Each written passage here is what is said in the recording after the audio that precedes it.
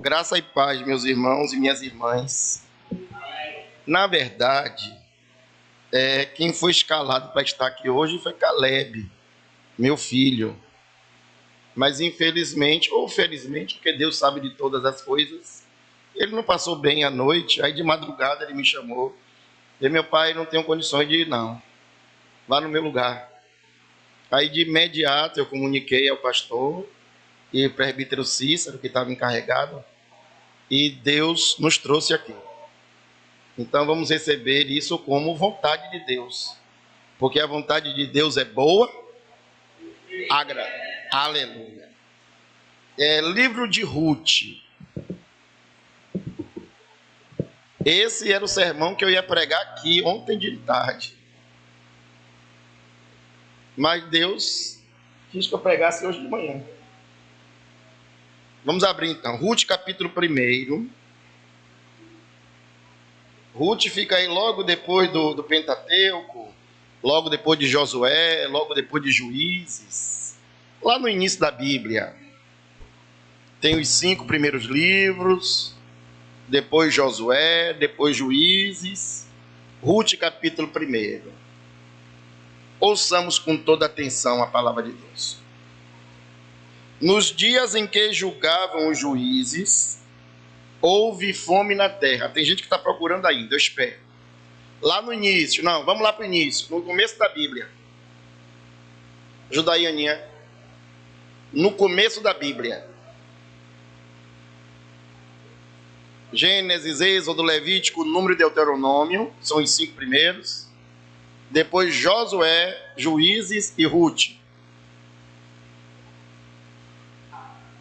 Começando de novo lá do início da Bíblia.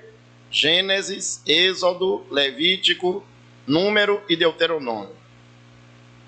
Depois Josué, Juízes e Ruth.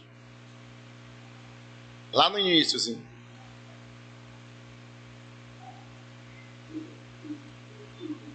Todos acharam? Vamos lá então. Depois de ler, você não fecha a sua Bíblia. Você deixa a sua Bíblia aberta, que nós vamos comentar esse capítulo. Amém? Vamos lá então, começando de novo. Nos dias em que julgavam os juízes, houve fome na terra. E um homem de Belém de Judá saiu a habitar na terra de Moabe com sua mulher e seus 2 filhos. Este homem se chamava Elimeleque, sua mulher Noemi.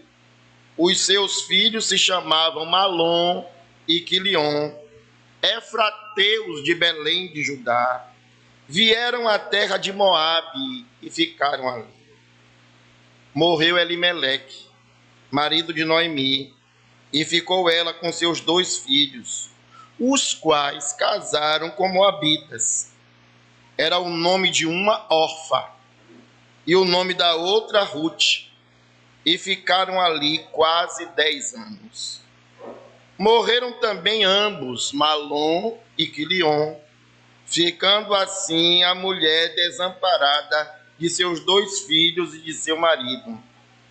Então se dispôs ela com suas noras e voltou da terra de Moabe, porquanto nesta ouviu que o Senhor se lembrara do seu povo, dando-lhe pão.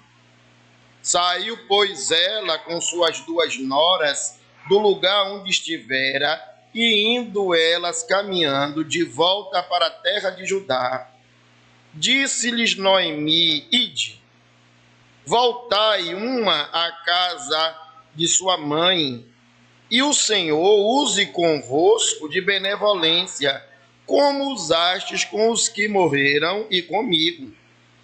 O Senhor vos dê que sejais felizes, cada uma em casa de seu marido. E beijou-as. Elas, porém, choraram em alta voz, e lhes disseram: Não, iremos contigo ao teu povo. Porém Noemi disse: Voltai, minhas filhas. Por que ireis comigo? Tenho eu ainda no ventre filhos, para que vos sejam por maridos? Tornai, filhas minhas, ide-vos embora, porque já sou velha demais para ter marido. Ainda quando eu dissesse, tenho esperança, ou ainda que esta noite tivesse marido e houvesse filhos, esperá-lo-íeis até que viessem a ser grandes, abster-vos-íeis de tomardes marido? Não, filhas minhas, porque por vossa causa a mim me amarga o ter o Senhor descarregado contra mim a sua mão. Então, de novo choraram em voz alta.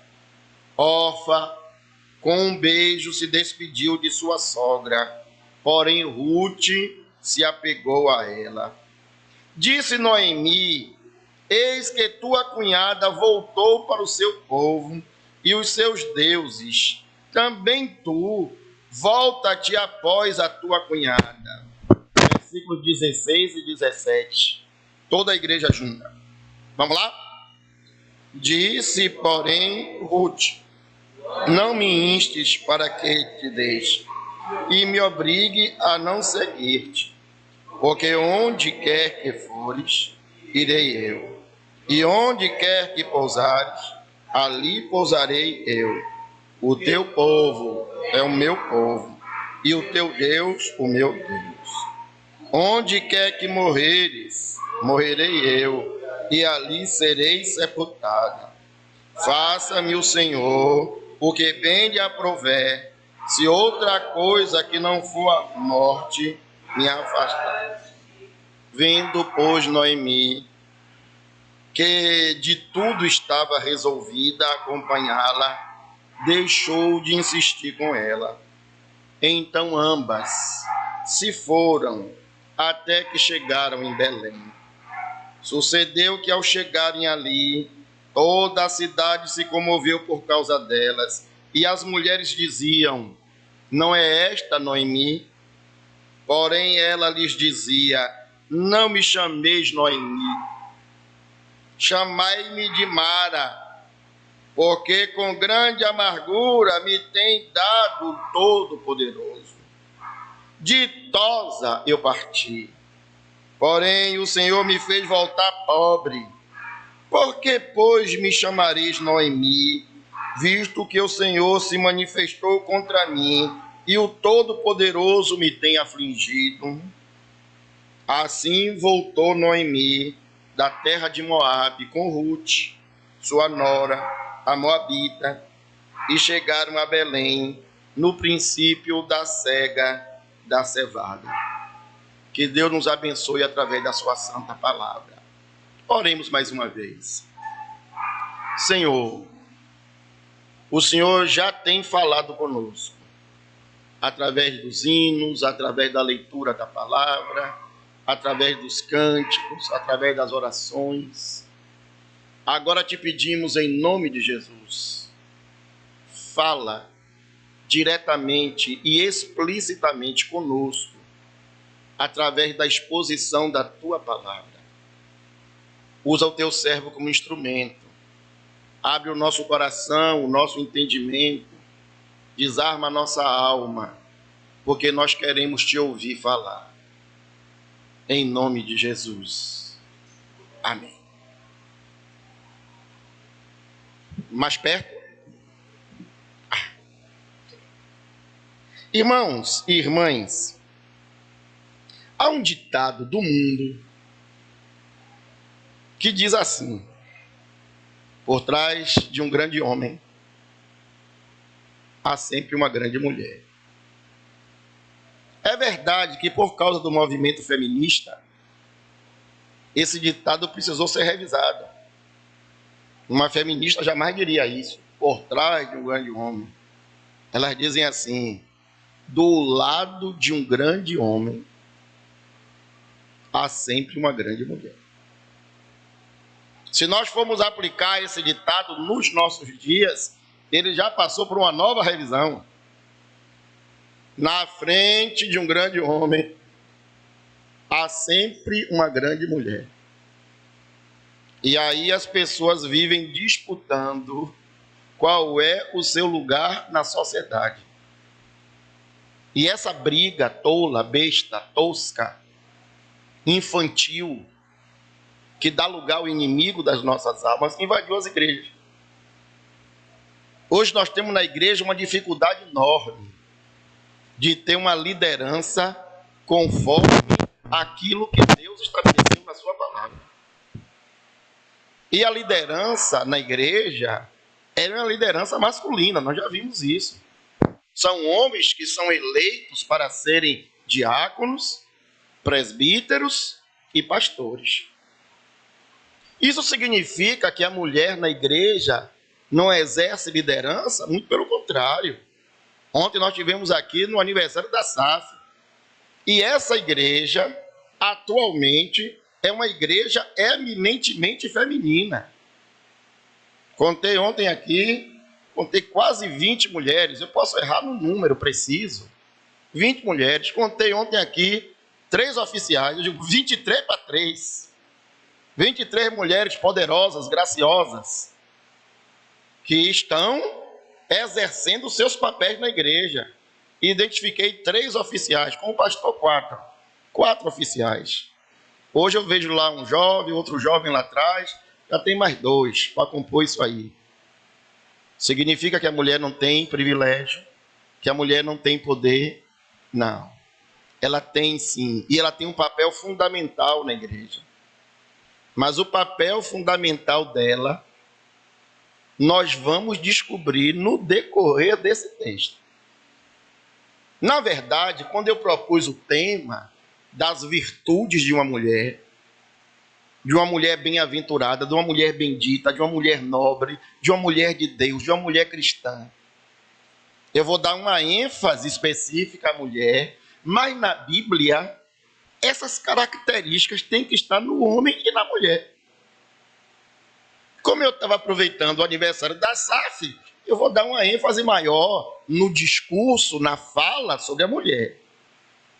Mas você que é homem, que está aqui no nosso meio hoje, ou você que é homem que está assistindo em casa, preste atenção, porque Deus quer falar com você. Amém? Primeira coisa que eu gosto de falar desse texto, irmãos, para entender a mensagem, é o contexto do texto. Primeiro, em que época? Começa aí o versículo 1. Nos dias em que... Vejam aí, versículo 1. Deixa a Bíblia aberta.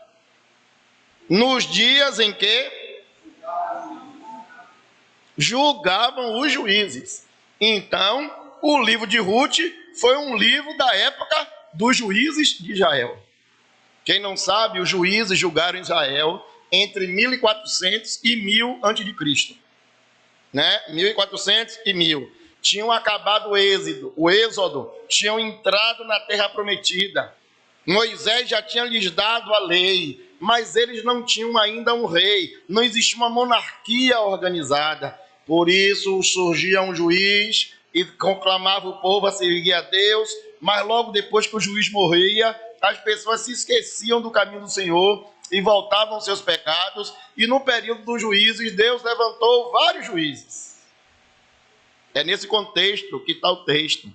Então, a primeira informação aqui é histórica, no período dos juízes. Essa história, então, ocorreu mais ou menos entre 1100 e 1080 a.C. Segundo, há um aspecto aqui geográfico. É interessante que quando a gente estuda a Bíblia, a gente precisa entender esses aspectos daquela época, para nós entendermos o aspecto de hoje. Vejam aí no versículo de 1. Houve fome na terra e um homem de quê? Belém de Judá. Aspecto geográfico, Belém. Belém, mais tarde, vai ser a cidade do rei Davi, onde o rei Davi vai nascer. E mais tarde ainda, vai ser a cidade onde quem vai nascer? Aula de escola dominical, lá do Beabá, do departamento infantil. Quem é que nasceu em Belém? Jesus. Então, é a terra onde Jesus nasceu. Você sabe o que significa Belém? Em hebraico, Belém significa a casa do pão. a casa da fartura, a casa da prosperidade, a casa onde Deus derramou misericórdia. Então é a casa do pão. Esse irmão e sua família ele e sua família, eles moravam em Belém, moravam na casa do pão. E aqui eu queria fazer uma aplicação para você de imediato, antes de continuar comentando o texto. Onde é que você mora? Qual é a sua identidade? De onde você veio? Onde é que você vive?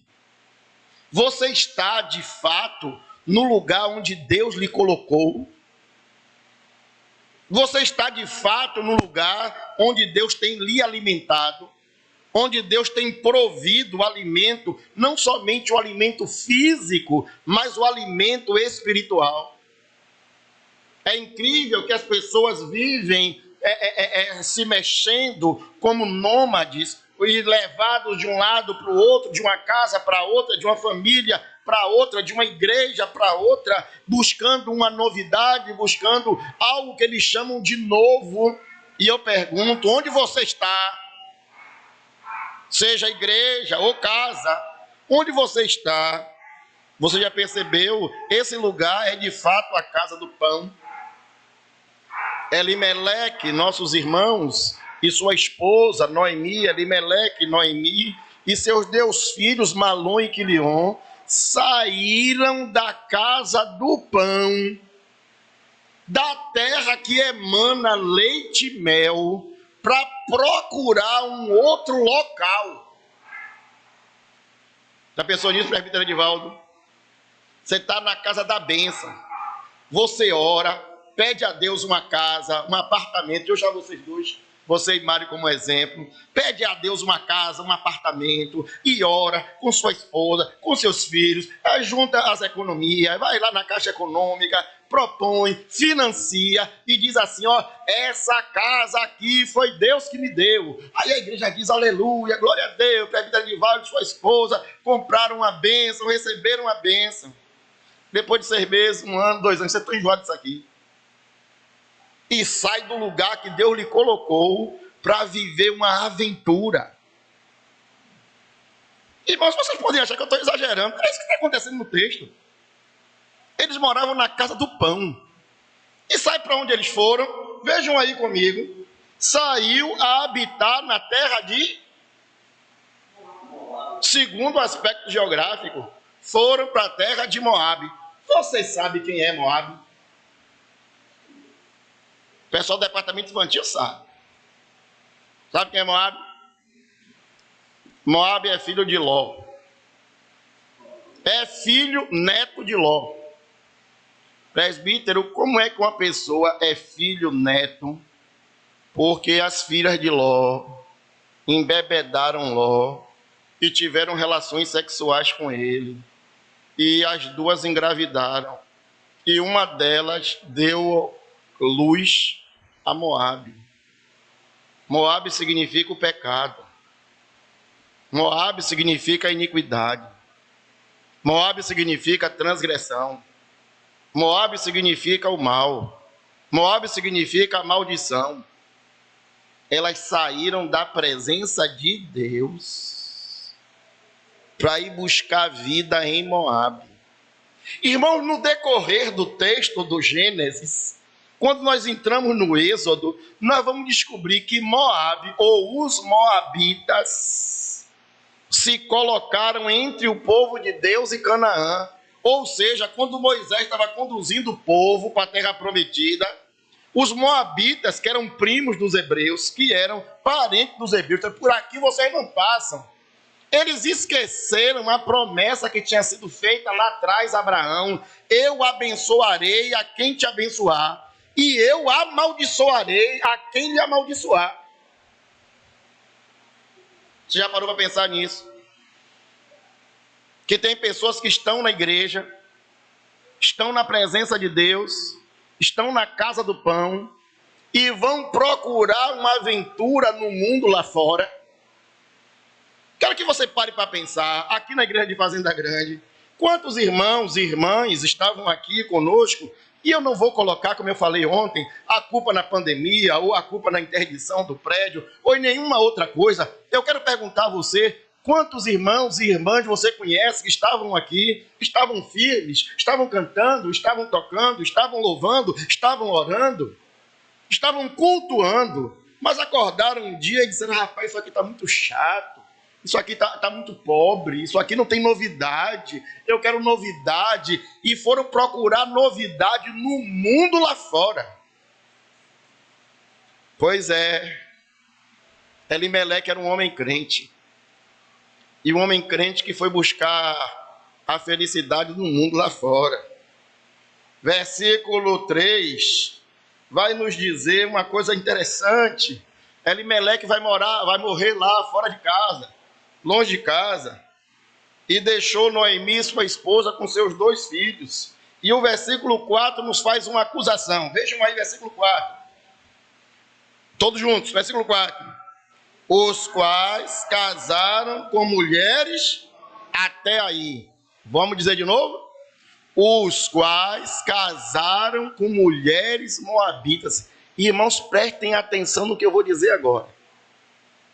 Se eu disse há poucos instantes atrás que Moabe era o pecado, que Moabe era o mundo, que Moabe era a maldição, que Moabe era a destruição, que Moabe era o mal, os filhos dos crentes foram procurar casamento no mundo. Deus tenha misericórdia. Deus tenha misericórdia dos pais desses crentes. E Deus tenha misericórdia desses crentes que estavam na casa da bênção, na casa do pão, e foram procurar constituir família com o mundo lá fora.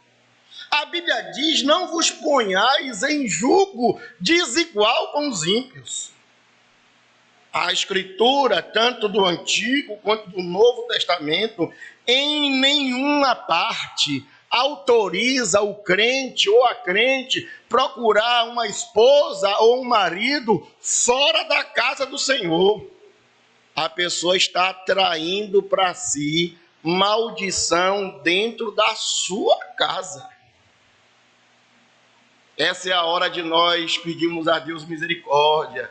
Você que tem filho, você que tem filha, que ainda é criança, que ainda é adolescente, que ainda é jovem, que está procurando se casar, namorar, conhecer. Isso é um alerta para os pais dizer assim, coloque seus filhos na presença de Deus e diga a eles claramente, você pode até arranjar, você pode até querer, você pode até decidir, mas Deus está lhe dizendo, você está trazendo maldição para a sua casa. Saíram da casa do pão e foram. Versículo 4 vai dizer que eles ficaram ali quase 10 anos. Irmãos, essa semana não, velho fica atrapalhando as datas.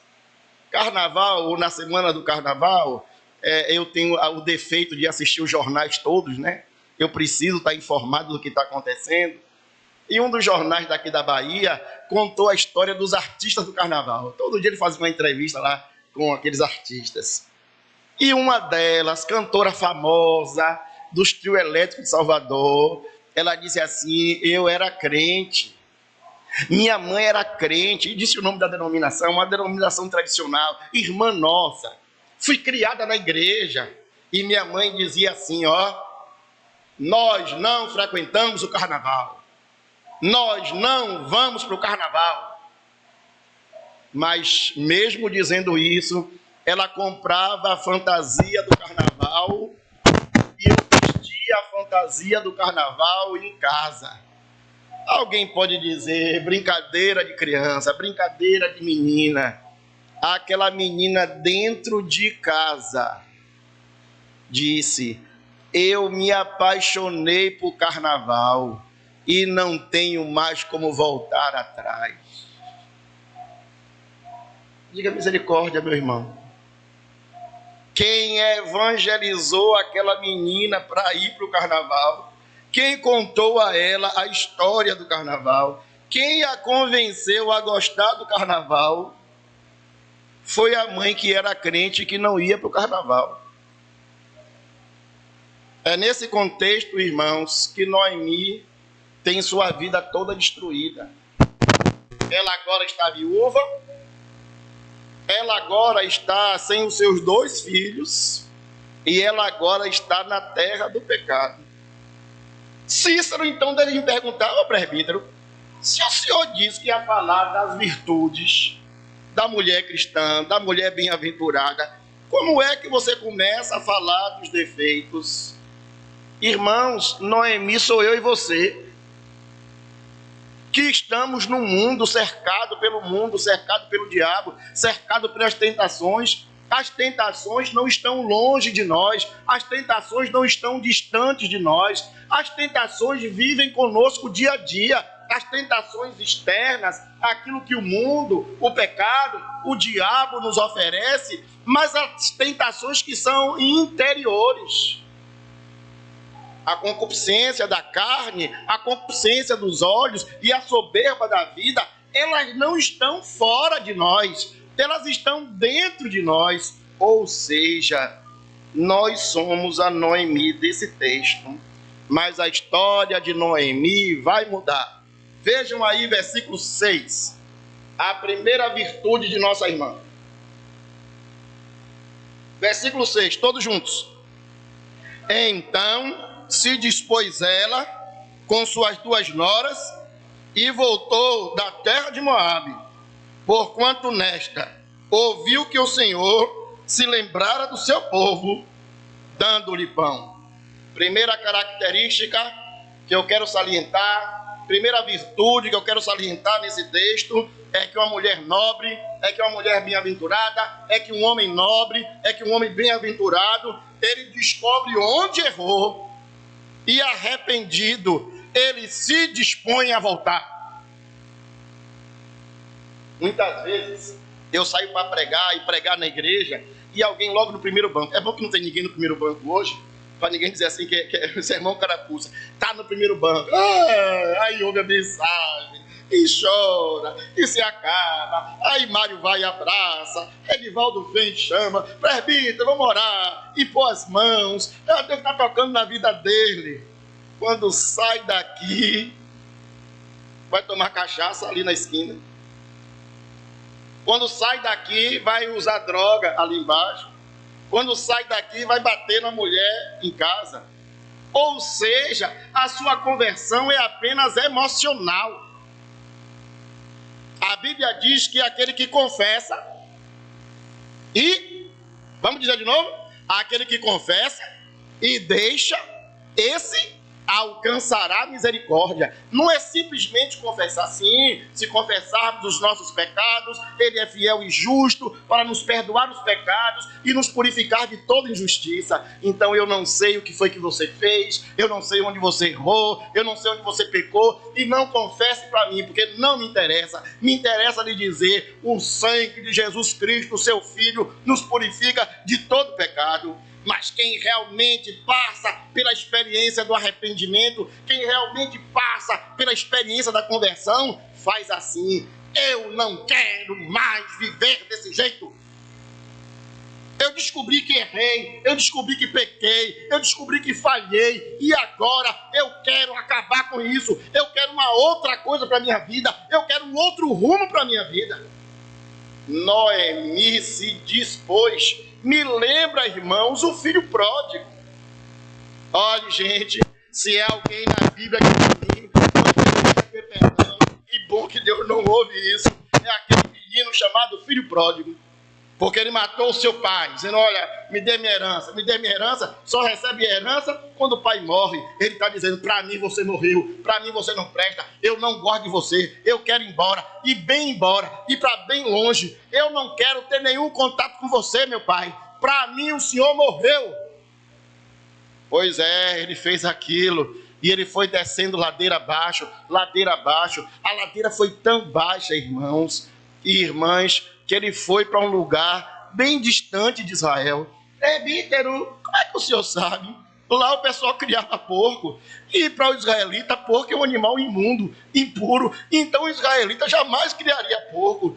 ele foi para bem distante, numa terra onde criavam porcos, e lá o seu dinheiro acabou nas farras, nas orgias, os seus amigos falsos desapareceram.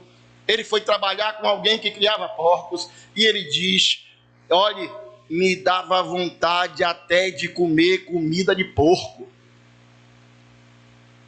Vou parar aqui um pouco para fazer aplicação nos nossos dias. Quantas pessoas você encontra aqui em Fazenda Grande, ou em São Caetano, ou na São Martim, ou em qualquer outro bairro de Salvador, ébrio, bêbado, caído, sendo lambido por cachorro? Quantas pessoas você vê assim, que eram casados, estavam com a família e foram viver uma aventura, hoje perderam tudo, estão com a vida completamente destruída? Quantas dessas pessoas, eu vou repetir, estavam na igreja, e você diz assim, destruiu a vida? E alguém pode dizer: mas fulano saiu da igreja e continua com tudo. Me parece o contexto do Salmo 73, por que prosperam os ímpios? Asaf diz: eles estão prosperando, mas o fim deles é um fim escorregadio, é um fim de morte. Vou lhe perguntar, meu irmão e minha irmã, onde é que você errou? Onde é que você tem errado? Alguém pode me dizer: presbítero, eu tenho procurado viver com Deus em honestidade, em retidão, e se você me diz isso, eu vou dizer assim: glória a Deus. Mas eu quero lhe perguntar, você que está em casa também, onde é que você errou? Onde é que você tem errado? E eu quero lhe perguntar: você vai se manter no seu erro, vai continuar no seu erro? Ou semelhantemente a Noemi, você vai decidir voltar para casa? Nobre não é aquele que não erra, porque todos nós erramos. Nobre é aquele que admite os seus erros e tenta consertá-los, porque Deus diz: eis que faço nova todas as coisas. Assim, aquele que está em Cristo, nova criatura é. As coisas velhas já passaram, eis que tudo se fez novo. Mas Noemi, irmãos e irmãs, depois daí do versículo 7, ela começa a apresentar uma característica que eu acho interessante. Saiu, pois, Noemi com suas duas? Vou perguntar às meninas mais jovens: você é nora ou filha?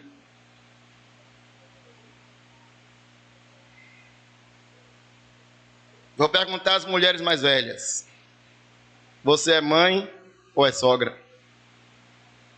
As duas coisas, né? Sogra, na linguagem popular, só precisa de uma vassoura para virar bruxa. Não é assim? Feliz era Adão que não tinha sogra. Que mulher ordinária, que mulher infeliz. Essa mulher torna a minha vida um inferno. Dizem ou não dizem? Irmãos, na igreja eu brinco com esse negócio, mas é muito sério.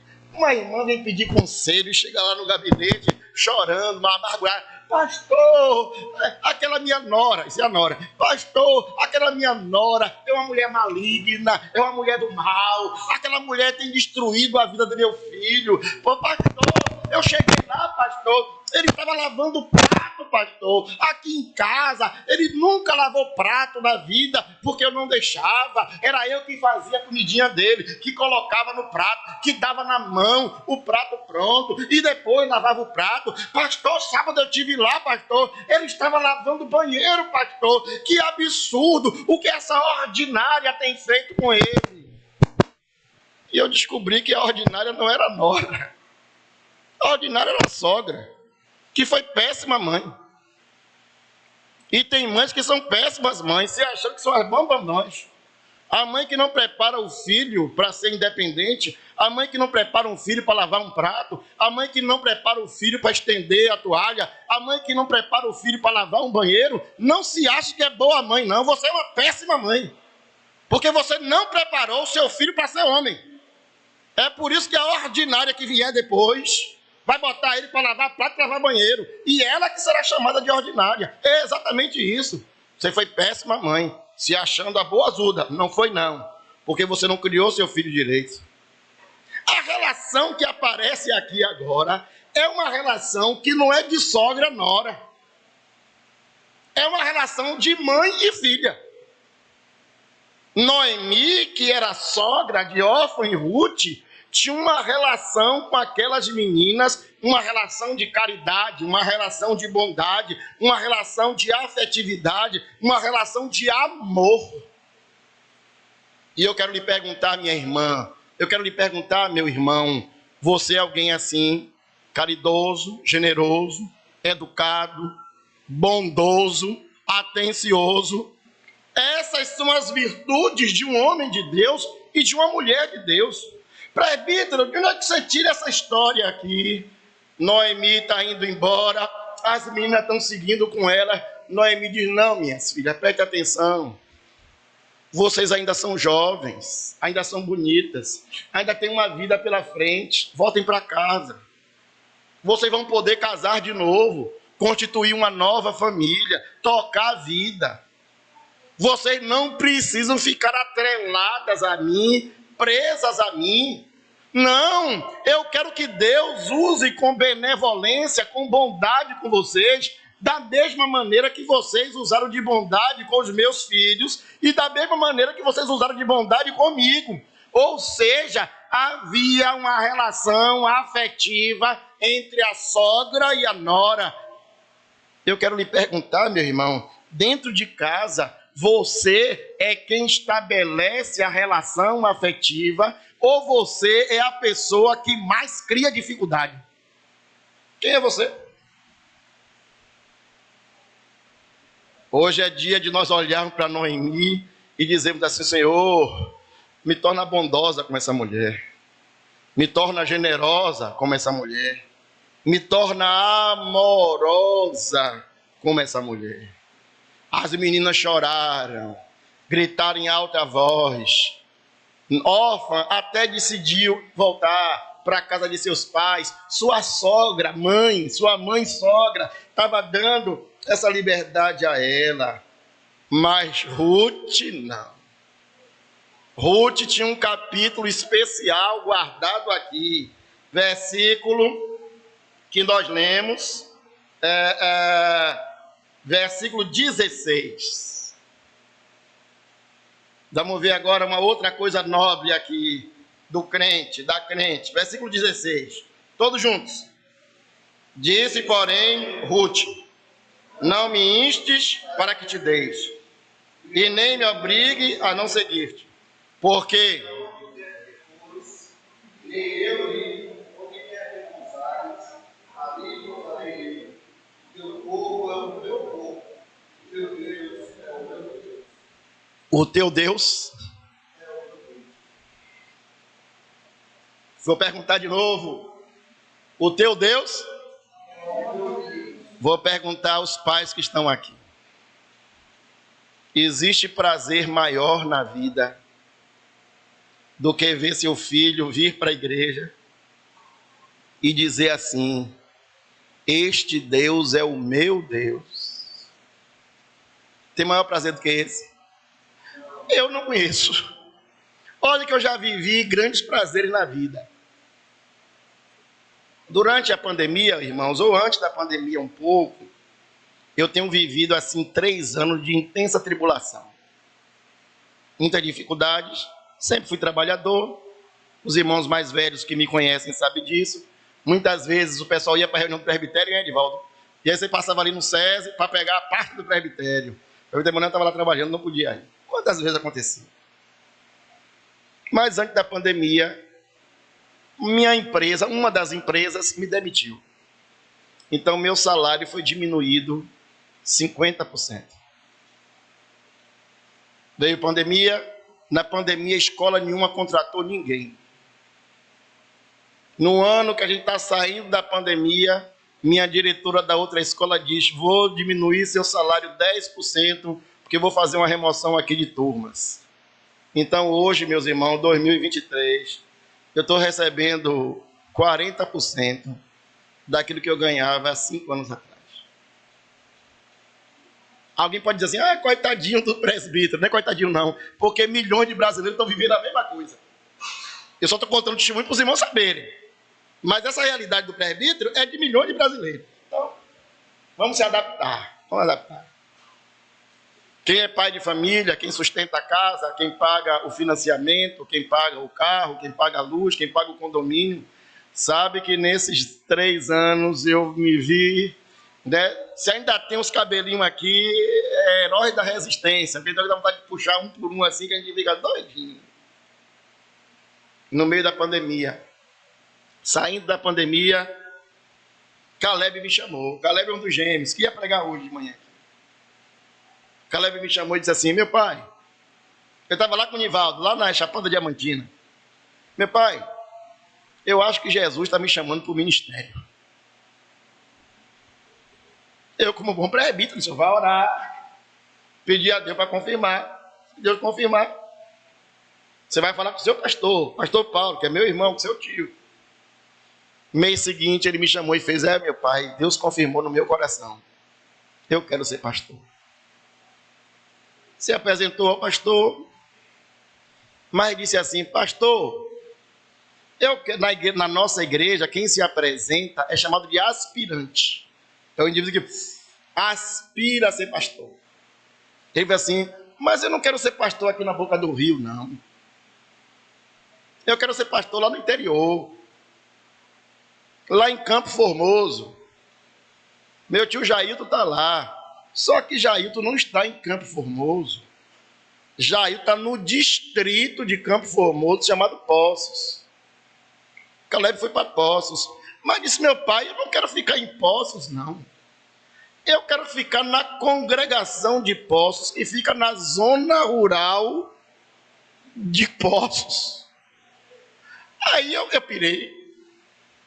Um menino, rapaz, criado na cidade, aqui em São Caetano, estudando no SESI Piatã, passou na UFBA, cheio de planos na vida, me dizer que vai trabalhar no sertão, na zona rural. Quando eu estou me recuperando do primeiro baque, o outro gêmeo, chama pastor Paulo, diz, pastor, eu também quero ser pastor.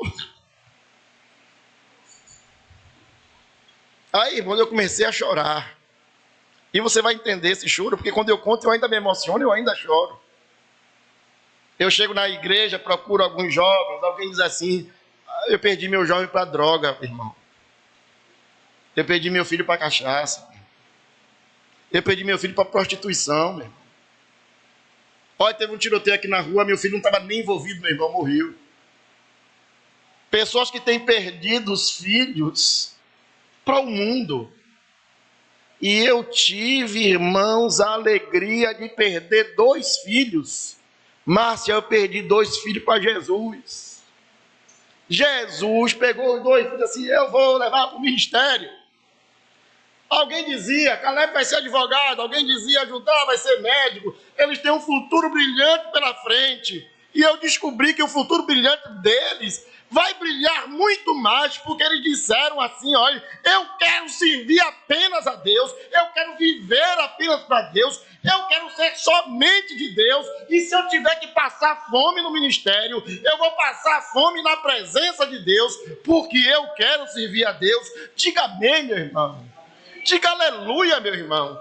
Esse tem que ser o clamor de um pai e de uma mãe, todos os dias da sua vida. Eu quero ver o meu filho na presença de Deus. Eu quero ver o meu filho na presença de Deus. Não é porque você é perfeito, não é porque a sua oração é poderosa, mas porque Deus tem um plano na vida dos nossos filhos.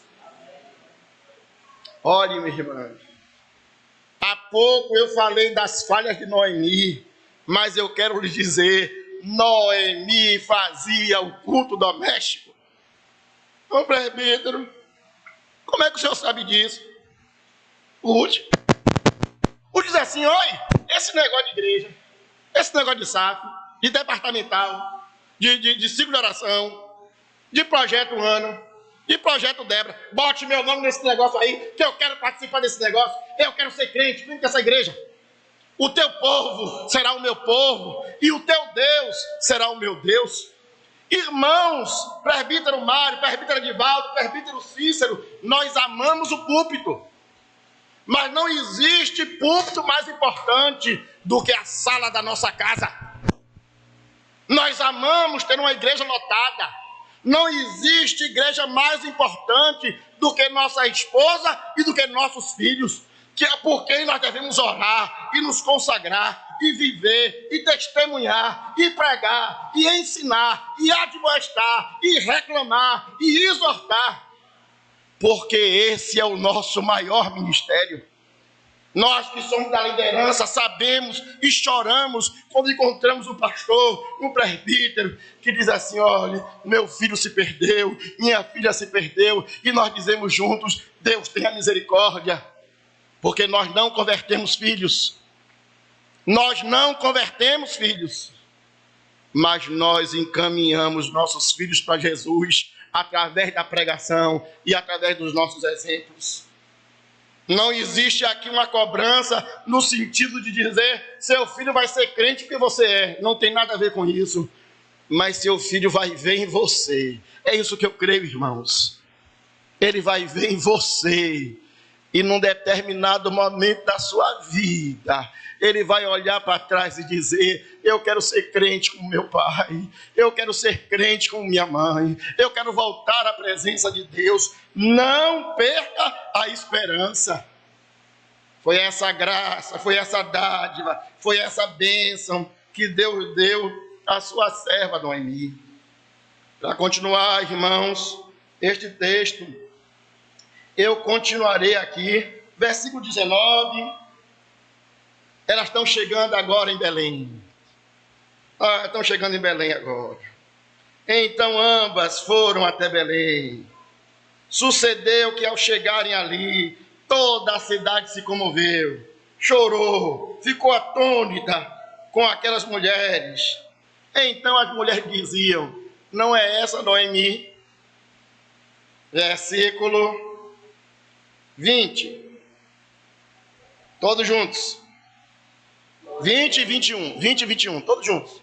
Porém ela dizia: não me chameis Noemi, chama-me Mara, porque grande é a amargura do pecado todo Deus, e vós lembra contigo. Porém o Senhor me fez voltar fora, porque hoje se chamarei Cristo, meu Senhor, se manifestou contra mim, e o Todo-Poderoso me tem ajuda. Irmãos, eu descobri que Noemi era presbiteriana. Ela não era arminiana. Como você descobriu isso, presbítero? A arminiana diz assim: olha, eu botei um currículo na empresa, mandei pelo RH, mandei pelo e-mail, fiz lá o cadastro. O indivíduo lá me chamou para fazer entrevista, online, desonline, presencial, não sei como é que foi. Fiz a entrevista. O fulano disse: olha, segunda-feira você vai fazer o exame, terça-feira você vai ser contratado. Segunda-feira saí da minha casa, fiz o exame admissional, já deu até o ASO lá, já estou pronto para...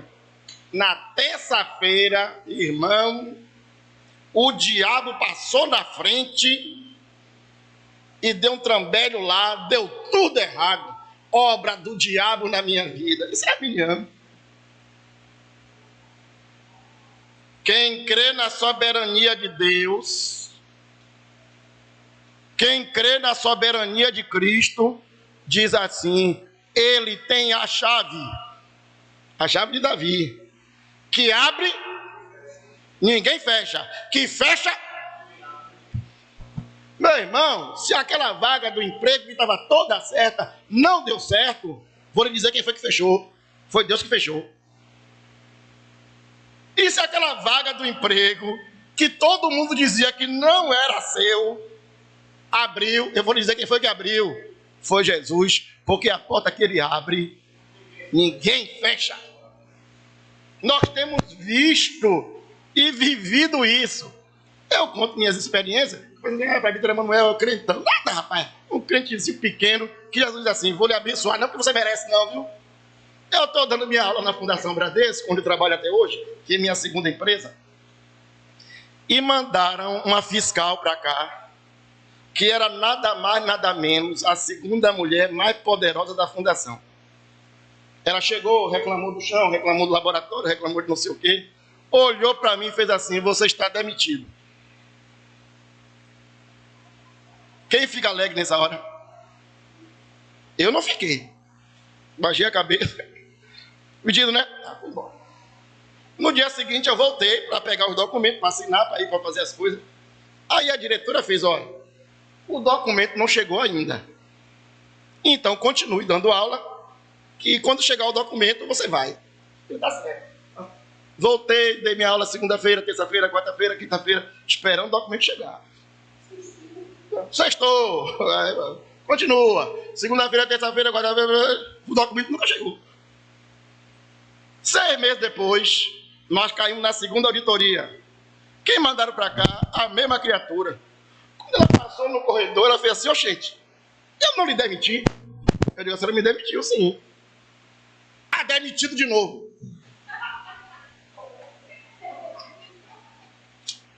Aí você disse: ô, Deus, tribulação, né? Ô, tribulação, 2 vezes. Demitido pela mesma criatura. A diretora me disse a mesma coisa: você vai trabalhar hoje, vai para casa, amanhã você vem assinar as coisas. Eu vim. Segunda-feira, terça-feira, quarta-feira, quinta-feira, o documento não chegava. Ou ela falou, mas não escreveu, ou ela escreveu e entregou a alguém que perdeu, ou alguém botou dentro da gaveta e sumiu. Eu não sei, meu irmão. Eu só sei que eu estou lá há 9 anos. Não, foi demitida. Ela não vai ter o prazer de me demitir. Outra pode ter, mas ela não vai ter o prazer de demitir. Ah, meu irmão, você acredita então que você é o crente poderoso? Eu? Quem sou eu? Eu não sou ninguém. Mas alguém lá em cima que você sabe o nome, aquele que veste a vestidura branca, aquele que tem a chave de Davi, diz assim: ó, ele vai ficar aqui enquanto eu quiser. Mas também, no dia que eu não quiser mais, não tem gerente, não tem diretor, não tem supervisor. No dia que eu disser acabou, acabou, tchau. Ele é quem tem a chave de Davi. Irmãos, se eu estou falando isso de um presbítero, eu vi na televisão, e eu vi, e chorei, e comentei nos grupos todos. O pessoal disse assim: Emanuel virou pentecostal. O menino está lá na Turquia, teve o terremoto, desabou tudo, um prédio de 5 andares caiu na cabeça dele, ele ficou ali entre uma laje e outra durante 7 dias. Alguém dava a ele, na hora do resgate, água numa tampinha de refrigerante, para beber pouquinho, para ele não passar mal. Aí alguém ousado lhe perguntou: menino, você nesses dias todos ficou com fome e com sede? Ele fez: não, de vez em quando vinha um homem vestido de branco e me dava comida e água. Diga aleluia, meu irmão. Você sabe quem é o homem vestido de branco? Você sabe quem é o homem vestido de branco? Pois é ele quem sustenta, é ele quem guarda, é ele quem ordena, é ele quem comanda. Deixe Deus comandar a sua vida. Deixe Deus comandar a sua vida. Não se preocupe com a opinião das pessoas, com o mundo lá fora, com aquilo que o mundo oferece. Ele é o Senhor. Noemi sabia disso, não entendia isso, mas sabia. Ela disse: olha, eu saí daqui rica, estou voltando pobre. E não foi o diabo não, viu? Foi Deus que me fez voltar pobre.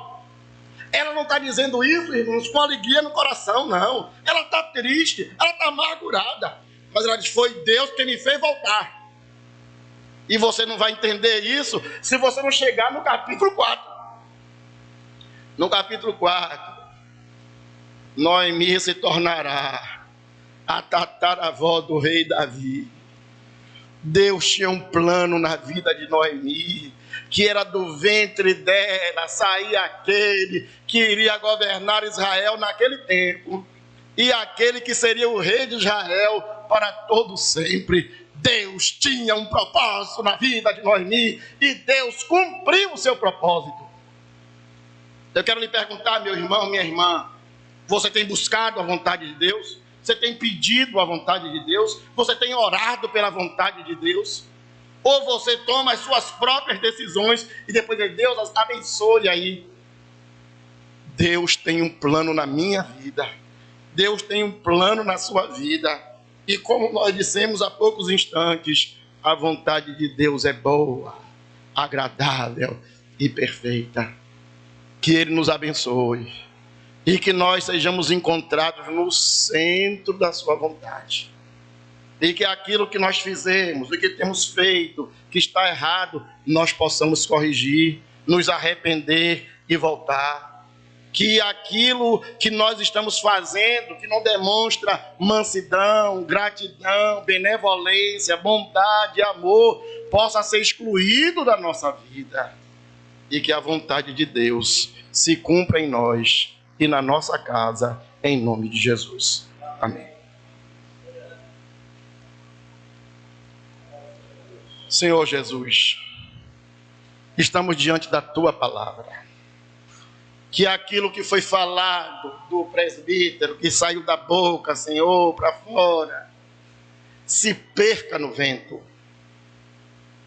Mas que aquilo que veio do Teu trono, da Tua graça, da Tua boca, do Teu coração, encontre repouso no nosso coração. Edifique a nossa alma. Corrija os nossos passos, alimente o nosso espírito e que nós sejamos encontrados no centro da Tua vontade. Abençoa essa igreja aqui, abençoa cada irmão, ó Pai, do menor ao maior. Abençoa, Deus, a SAF, como nós rogamos ontem. Abençoa as crianças dessa igreja, abençoa os homens dessa igreja, abençoa os oficiais dessa igreja. Abençoa a nossa nova caminhada aqui nesse templo, ou onde o Senhor nos colocar. Abençoa, Deus, o nosso novo pastor, que o Senhor mesmo designou e trouxe para este lugar. Que essa nova caminhada seja dentro do Teu propósito, porque nós rogamos, nós pedimos, e o Senhor respondeu conforme a Tua vontade. Toma conta de nós, é o que nós te pedimos, em nome de Jesus. Amém.